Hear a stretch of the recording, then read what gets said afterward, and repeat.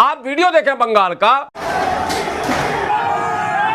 बंगाल में चुनाव परिणाम आने से पहले यानी 2 बजे दिन से हमले और उपद्रव होने लग गए सड़कों पर। क्यों होने लग गए? जब टीएमसी के गुंडे हार गए तो टीएमसी के गुंडे को उपद्रव करना चाहिए, लेकिन नहीं, टीएमसी के दफ्तरों पर हमले हो रहे हैं खुलेआम। बड़े बड़े दफ्तरों पर, यहां तक के ममता बनर्जी के भवानीपुर में भी हमले हुए।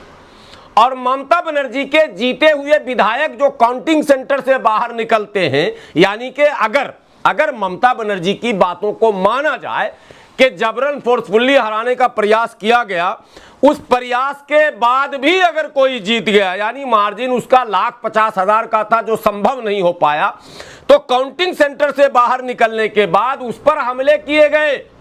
और वो पारामिलिट्री फोर्स जिसकी तादाद तकरीबन 2.5 से 3 लाख बताई जा रही है, ये वीडियो जरा पहले देख लीजिए किस तरह से ममता बनर्जी के फोटो पर, ममता बनर्जी के दफ्तर पर जो है हमले हो रहे हैं बिंदास। ममता बनर्जी जी ने कल प्रेस कॉन्फ्रेंस करके ये कहा कि मैं हारी नहीं हूं, हराई गई हूं। ठीक है, 100 सीटें छीनी गई हमसे जबरन, फोर्सफुली। अब ममता जी से और ममता जी के इस आह्वान के बाद विपक्ष के नेता राहुल गांधी जी, अखिलेश यादव जी, तेजस्वी यादव जी, स्टालिन जी और इस तरह के दूसरे नेताओं से ममता बनर्जी ने संपर्क किया। और केजरीवाल जी, ये सभी लोग बंगाल पहुंचने वाले हैं। आज शायद अखिलेश यादव बंगाल जाएंगे और तेजस्वी यादव भी बंगाल जाएंगे। अब सवाल ये पैदा होता क्यों जाएंगे और क्या करेंगे? 2 बातें हैं कि क्यों जाएंगे और क्या करेंगे। भाई, वहां जाकर आप क्या करना चाहते हैं? क्या उस जनादेश के खिलाफ जन आंदोलन करना चाहते हैं? क्या आप आरोप लगाना चाहते हैं कि ईवीएम में हेराफेरी हुई? तो सवाल नंबर 1, जब देश में ईवीएम विरोधी आंदोलन चल रहा था तो आप सब लोगों ने मिलकर उस आंदोलन को बल क्यों नहीं दिया? सवाल नंबर 2, जब आपको पता है कि ईवीएम में हेराफेरी होता है, ईवीएम टेम्पर्ड किया जाता है, ईवीएम में छेड़छाड़ होता है, ईवीएम बदली जाती है, तो आप ईवीएम वाले चुनाव में हिस्सेदार क्यों बने? आपने चुनाव पूर्व चुनाव का बहिष्कार क्यों नहीं किया?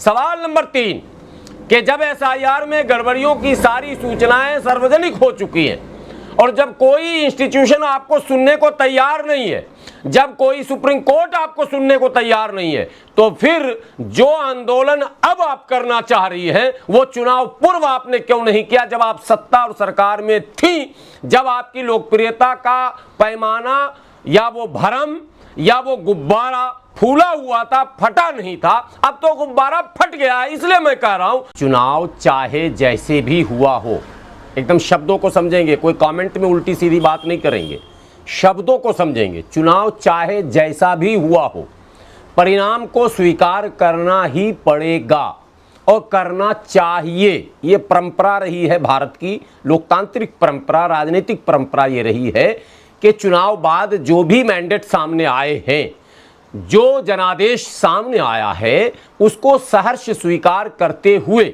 यदि आप सत्ता से बेदखल हो गए हैं, हो गई हैं, तो आपको जनता के बीच एक मजबूत और बेहतरीन विपक्ष के रूप में खड़ा हो जाना चाहिए।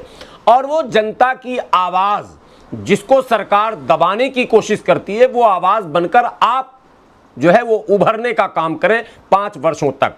यानी जनता की आवाज़ बने, जनता के दुख सुख के साथी बने, जनहित के तमाम कार्यक्रमों को आप सामने रखें और सरकार जो जन विरोधी कोई पॉलिसी बनाती है उसको लेकर आंदोलन करें। यह परंपरा है एक। ममता बनर्जी जी को इस परंपरा का निर्वहन करना चाहिए। पारामिलिट्री फोर्स करिए, ये एक फोटो नहीं है।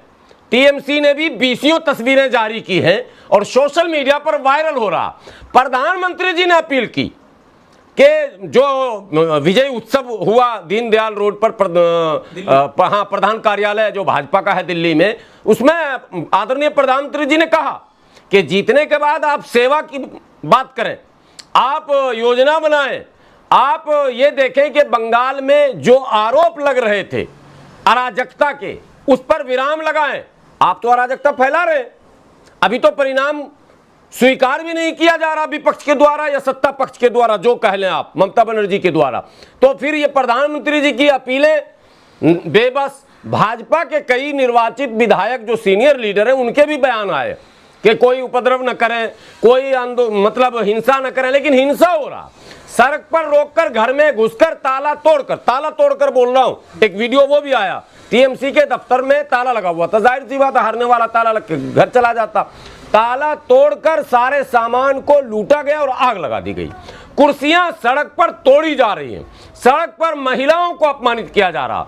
तो ये सब कुछ अब हो रहा है सिर्फ ममता बनर्जी जी की वजह से, अखिलेश यादव जी की वजह से, राहुल गांधी जी की वजह से, तेजस्वी यादव जी की वजह से, क्योंकि आपकी नीति किसी भी मामले को लेकर स्पष्ट नहीं है। चुनाव से एक दिन पहले तो सीआरपीएफ नहीं गई थी, चुनाव से 15-20 दिन पहले सारा सिस्टम हैक कर लिया गया था, सारे ऑब्जर्वर नए बना दिए गए थे, सारे डीएम ट्रांसफर किए गए थे, सारे का मतलब सारा 100% नहीं, जिन जिन पर ये शक था कि ये टीएमसी समर्थक हो सकते हैं, वैसे पुलिस अफसरों को, वैसे आईएएस को ट्रांसफर कर दिया गया, साइडलाइन कर दिया गया। तो अब ये उसी वक्त बहिष्कार कर देना चाहिए था, नामांकन वापस। एनआईए क्यों गया वहां पर? अब सवाल मैं यही तो कर रहा हूं, ये हमसे क्यों पूछ रहे हैं आप? ये सवाल तो ममता बनर्जी जी से मैं पूछ रहा हूं कि अब जो आप ड्रामा कर रही हैं, जो अब आप नाटक कर रही हैं, ये नाटक तो कर्नाटक के बाद आपको शुरू करना चाहिए था। हर जगह नाटक हुआ था, बिहार में आरोप लगे, लेकिन सच्चाई क्या है एक बात जान लीजिए, जो सच है वो सच है। कांग्रेस के जमाने में भी हुआ, ऐसा नहीं कि नहीं हुआ। सरकारें जिसकी भी केंद्र में रही है, केंद्र में जो सत्ता में होता है उसकी मंशा होती है कि पूरे भारत में हमारा राज हो। तो राज्य विस्तार, क्षेत्र विस्तार, सत्ता विस्तार की राजनीति कोई आज नई नवेली नहीं आई है कि हम बहुत छाती पीटने लगेंगे, नहीं। मैंने आम लोगों के लिए मैं कह रहा हूं, राजनेता छाती पीटे, वो उनको पॉलिटिक्स करना वो करें, लेकिन मैं तो आम जनों की बात कर रहा हूं। आम जनों को छाती पीटने का नहीं है, क्योंकि आम जनों को यह पता है कि पहले भी बूथ लूटा जाता था, वोट छापे जाते थे, डब्बे बदले जाते थे। जब जिनको जो मौका मिला उस मौके को किसी ने गवाया नहीं है। और अगर इस पर भी बात नहीं बनती थी तो 356 था, अब 164 हो गया शायद अभी मुझे पता नहीं है कि बीएनएस में क्या है, लेकिन वो जो 356 मैंने राज्यपाल को विशेष अधिकार था वो इस्तेमाल करके और सत्ता हथिया लिया जाता था, राष्ट्रपति शासन लगा दिया जाता था। जम्मू कश्मीर में कांग्रेस के रहते हुए कई बार निर्वाचित सरकार को अपदस्थ किया गया, राष्ट्रपति शासन लगाया गया। बहाना क्या था? अराजकता, आतंकवाद, अस्थिरता, अशांति। तो मैं ये कह रहा हूं कांग्रेस ने कई राज्यों में लगाए। बिहार में बूटा सिंह गवर्नर हुआ करते थे, तब राष्ट्रपति शासन लगाया गया 6 महीने का। क्या कि जनादेश स्पष्ट नहीं है। जब रामविलास पासवान जी को 36 सीटें मिली थी, तब की बात कर रहा हूं 2005 की, तो कांग्रेस ने यह काम किया।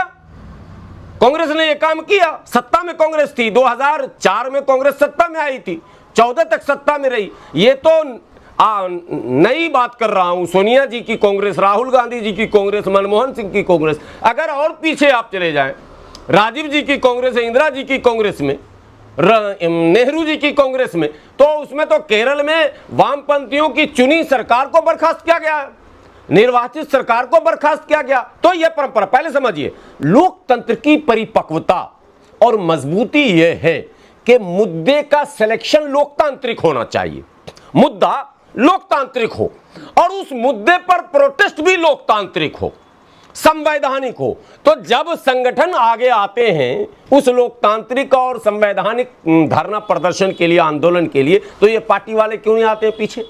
आपको पता है, इस दिल्ली में आप रहे हैं, ईवीएम के खिलाफ, चुनाव आयोग के मनमानी के खिलाफ, चुनाव आयोग की प्रक्रियाओं के खिलाफ आंदोलन हुए कि नहीं हुए? कहा दिल्ली सरकार सर डिटेन कर लेती है आम आदमी को, नेताओं को। नहीं, नेता फिर मैं कह रहा हूं कि नहीं करती है, ये नाटक करते हैं, ये डिटेन करवा देते हैं आकर। मैं कह रहा हूं किसी एजेंसी की हिम्मत नहीं है, और केंद्र सरकार की आज भी 23 राज्यों में भाजपा की सरकार है, आज भी अखिलेश यादव जी, तेजस्वी यादव जी, ममता बनर्जी जी, स्टालिन जी, राहुल जी, प्रियंका जी, फला जी, केजरीवाल जी, कम्युनिस्ट जी, बात समझ रहे, जितनी मायावती जी, ये सब जी अगर आज भी एक प्लेटफॉर्म, बस संकट अगर देश पे है तो फिर मायावती जी का अपने बुआ भतीजा से झगड़ा कैसा?